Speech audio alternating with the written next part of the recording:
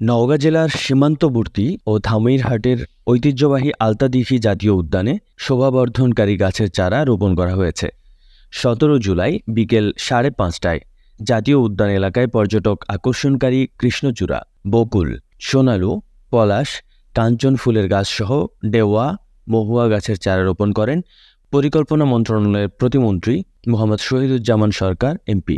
এ সময় পরিকল্পনা প্রতিমন্ত্রী আলতাদিঘির বিভিন্ন উন্নয়ন কাজ পরিদর্শন করেন।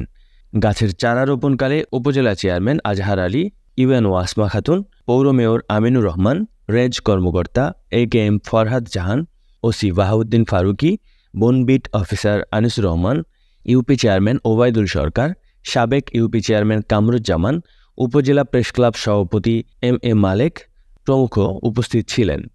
পাইকবান্ধা রেঞ্জ কর্মকর্তা AKM ফরহাদ জানান, আলতাদিঘি জাতীয় উদ্যানকে পর্যটকের কাছে আরও আকর্ষণীয় করে তুলতে দিঘির চারিধারে ও গুরুত্বপূর্ণ স্থানে কাঠগোলাপ, চন্দ্রপ্রভা, থুজা, রঙন, পরবী, মৌচন্দ্রা, চেরি ফুল, জুঁই, বেলি ও শিউলি ফুলের চারা রোপণ করা হবে।